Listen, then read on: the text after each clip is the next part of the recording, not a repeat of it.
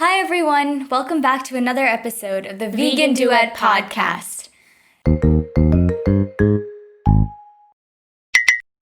So in today's episode, we're going to talk about some common misconceptions about veganism that often are perpetuated by our family, friends, and society. The first misconception about veganism is that it is not nutritionally adequate. This misconception is often held by people who are still new to the concept of veganism, but to counter that, here is a statement from the American Dietetic Association on veganism. It is the position of the American Dietetic Association that appropriately planned vegetarian diets, including total vegetarian or vegan diets, are healthful, nutritionally adequate, and may provide health benefits in the prevention and treatment of certain diseases. Well-planned vegetarian diets are appropriate for individuals during all stages of the life cycle, including pregnancy, lactation, infancy, childhood, and adolescence, and for athletes. On a vegan diet, you can get all the nutrients that you require without all the additional risks of consuming animal products. The only nutrient that you can't get directly from plants is vitamin B12, for which you can take either supplements or fortified vegan substitutes. It's also important to remember that supplements aren't just for vegans to get all their nutrients. Doctors actually recommend that everybody, regardless of whether they're vegan or not, take supplements as a way to ensure that they're getting all the right levels of nutrients. Another misconception about veganism is that vegan bodybuilders need to take steroids in order to compensate for the lack of protein from meat and eggs in their diet. But often the amount of muscle you build comes from the frequency, intensity, and the amount of exercise that you perform on a daily basis, in addition to the amount of protein that you eat. Say you are working out really hard and you want to include more protein in your diet, it's definitely possible to get this protein from plant-based sources rather than from meat and animal products, which come with a lot of excess fat and cholesterol. Also, if you think about it, where do the animals that you consume get their protein from? They get it from plants, right? So why not just consume the cleanest source of protein possible, that is plant-based sources of protein?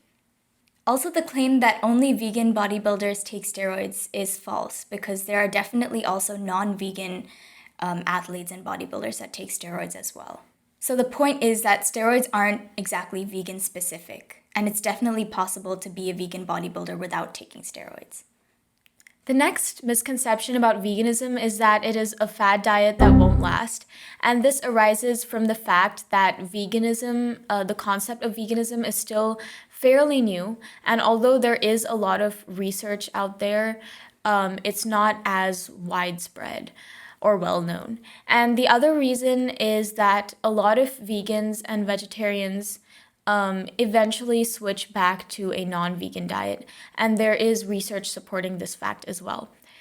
For instance, a study of around 11,000 US participants, 17 and older, found that 84% of people who have tried veganism or vegetarianism in their lives eventually switched back. Only around 1 in 5 vegans or vegetarians maintained their diet, according to the data. However, these people that switch back to non-veganism often don't do it because of veganism itself, but more because of how quickly they went vegan. The same study found that 65% of former vegans and vegetarians say that they transitioned abruptly, that is, over a few days or weeks. In contrast, only 53% of the people who stayed vegan and vegetarian transitioned that quickly. Other reasons for why people typically switch back to a non-vegan diet include deficiency of a specific nutrient, lack of convenience, pressure against them from society, and also a lack of motivation to continue to be vegan. The most obvious ways to combat the temptation to eventually revert to non-veganism is to make a fixed plan over like a period of a month to gradually transition to veganism, consulting a plant-based nutritionist to pinpoint the specific nutrients that you are lacking, and also buying cheaper, nutritious, and more widely available plant-based sources of these nutrients.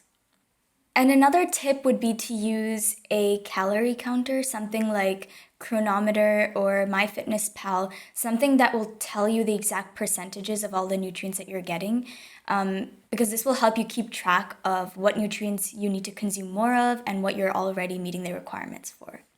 For those of you who don't know, we've also made a vegan on a budget grocery list as part of episode 3 of our podcast, and these can help you. These can help you search for these widely available and cheap plant-based ingredients. So check it out if you haven't already. You can find it in the description of our YouTube video. It's also important to research the benefits of veganism constantly so that you can remind yourself of why you went vegan in the first place. And hopefully, this will serve as motivation for you to continue to stay vegan. As a vegan, it also becomes important to understand the scientific benefits behind veganism, because when society puts pressure against you, or when people are saying you can't get enough protein or you can't get enough calcium, it's really nice to have some sources to cite which show that you actually can survive perfectly healthily on a vegan diet. The next misconception is that going vegan will cause you to lose an inordinate amount of weight and become extremely skinny and frail and weak. But the reality is, unless you've been consuming a diet heavy in animal products for a long amount of time and then you suddenly switch over to a plant-based diet, it's very unlikely that you're going to see a huge weight change. We're going to talk a little bit about the science behind weight loss, so if this is a sensitive topic for you, feel free to skip ahead a couple of minutes.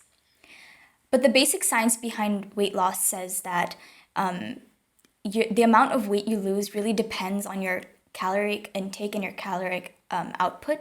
So based on the number of calories you burn each day, you can sort of estimate how many calories you need to sustain your weight, to lose weight, or to gain weight. So if you're on a caloric deficit, that means you're consuming less calories than you output. That means you're going to lose weight, and the vice versa for gaining weight, right? And this is how weight loss works irrespective of whether you're vegan or not. So for instance, when I first went vegan, I transitioned over a period of a month, and I was basically trying to minimize my consumption of animal products as much as possible and replace them with vegan products and substitutes. And what I noticed was my weight didn't really change a whole lot on the scale. And where I did notice a change was that I was slightly leaner than I was before, because I did lose some unwanted fat in certain areas, like around my middle. And that fat was actually because I used to consume a lot of dairy products, and dairy contains saturated fat. So that was the main change I noticed. But apart from that, again, like I said, I didn't really notice a lot of change in purely the numbers on the scale. For me, the story is a little bit different. So I went completely raw vegan like overnight, right? And I definitely hadn't done enough research on it. And so I was eating less calories than I should have, and I lost a ton of weight in that initial couple of weeks that I was raw vegan. But then later on, I did some more research and I realized that I definitely needed to get more calories, so I upped my caloric intake. And when I switched back to eating cooked food, it was much easier to get all those calories. And then I sort of brought my weight back up to where it was when I was vegetarian. And so same with Nimmu, I didn't see a huge change on the weight scale, maybe like a pound or two, if that. But what I did notice was like my body composition was different. I noticed that I was leaner in a lot of places that I did retain a lot of water, weight, and fat. And I just felt better, like my skin cleared up, I didn't have acne anymore, or if I did get acne, it was very rare and it would just go away in a couple of days. And I noticed that my energy levels went up and I was able to exercise better too, which has also helped me maintain my weight over the years. I think it was a similar case with me, cutting out dairy and eggs and all kinds of other animal products basically helped my skin clear up a lot. I used to get a lot of, Neha and I actually used to get a lot of heat boils, and our skin used to be kind of oilier than it is now. But since we cut out the dairy products and other animal products, our skin became a lot clearer and healthier looking as well. The key to maintaining a healthy weight is not to fear carbs, especially the healthy ones. For example, brown rice, quinoa, whole wheat, barley, all of these are great grains that you should definitely include in your diet. They help to increase the amount of fiber that you get and are very nutritious.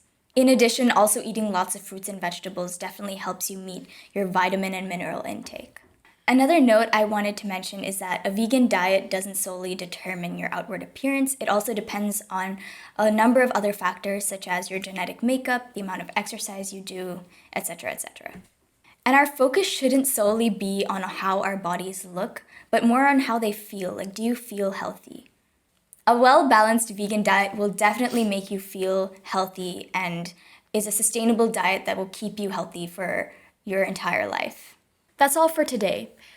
In conclusion, we encourage all vegans and aspiring vegans to keep in mind the reason why you are vegan or why you want to be vegan.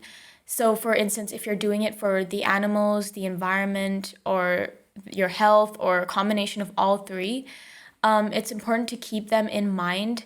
And this will give you the motivation that you need in order to stay vegan, the knowledge that you are doing yourself and the entire world a favor by being vegan.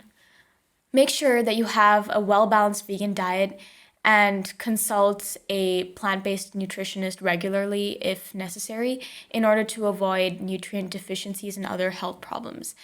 Sometimes it might feel like you're alone in the world and that all you're getting is a constant pushback from society. And trust me when we say that we felt the exact same way too. We've had our fair share of pushback and a lack of support from society in general. And we totally understand that. So what you have to realize though is that there is a very wonderful, supportive vegan community out there. And we all want to help you and we all want to support you on your vegan journey. So keep this in mind when you face any kind of societal pressure or people telling you that you're making the wrong choice, because we all know that you are making the right choice. So we fully support you on your vegan journey, and reach out to us if you have any concerns about going vegan. And we believe in you. So thanks for joining us today, and we'll see you next week on another episode of the Vegan Duet podcast. And we're done.